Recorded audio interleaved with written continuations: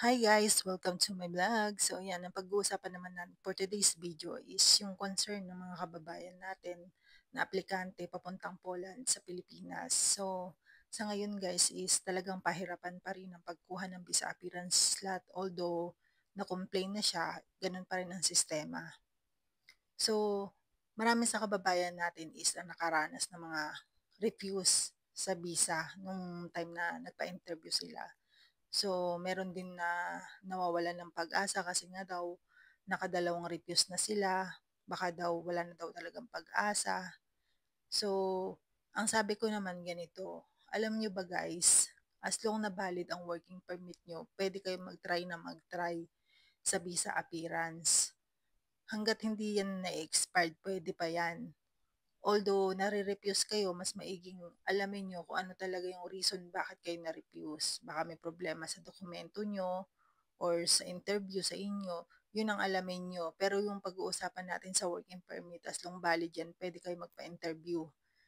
At eto nga yun guys, is may problema nga kasi tayo sa pagkuha ng visa appearance slot. Tsaka dun sa mga kababayan natin na talagang nawawalan na rin talaga ng pag-asa kasi nga matagal na sila naghihintay. Merong kababayan tayo na 8 months na raw siya naghihintay ng visa appearance slot. Hanggang ngayon wala pa rin.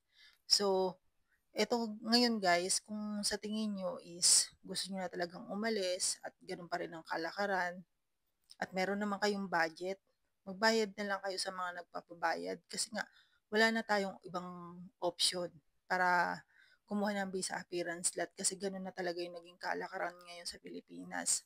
Although hindi siya okay para sa akin at sa iba nating kababayan, pero kung sa tingin nyo is yun na lang yung talaga yung way para makakuha kayo ng visa appearance slot, why not? Kasi nga maghihintay tayo maging okay pero nung inimbestigahan naman yung complaint is ganun pa rin naman.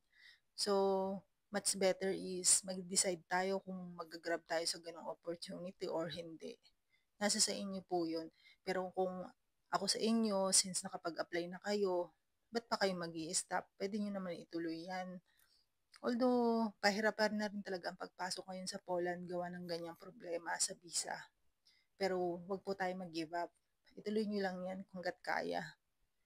Lalo na't yung mga kababayan natin na nagbayad na ng first payment, second payment. Kasi ang pagkakaalam ko kapag na-release na yung working permit, malaki na yung sinisingil sa mga aplikante. So, why not na idiretso mo yung application mo? Sayang naman yung nagastos mo kung malaking halaga lalo yung ibinigay mo. So, I suggest na hanggat kaya pa, i-ano mo pa, i-post mo pa, baka pwede pa yan. So, kasi meron nga daw doon na meron aplikante na sabi niya baka wala na nga daw pag-asa kasi nakakadalawang refuse na siya. Okay pa yan, pwede pa yan. Hanggat valid yung working permit nyo, pwede kayong magpa-interview. At make sure lang din talaga is okay yung mga dokumento. Kasi pag nakaraos naman na yan kayo, magiging okay na rin yan. So, tiyaga-tiyaga lang kasi marami rin naman tayong kababayan na darating ngayon, January galing ng Pilipinas, na matatagal din sila talaga naghintay para sa visa.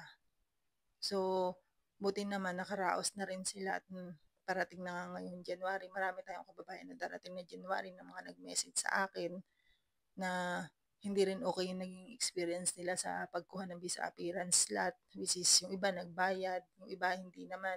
Meron tayo isang kababayan doon na siya lang talaga yung kumuha ng visa appearance slot na galing siya ng Taiwan.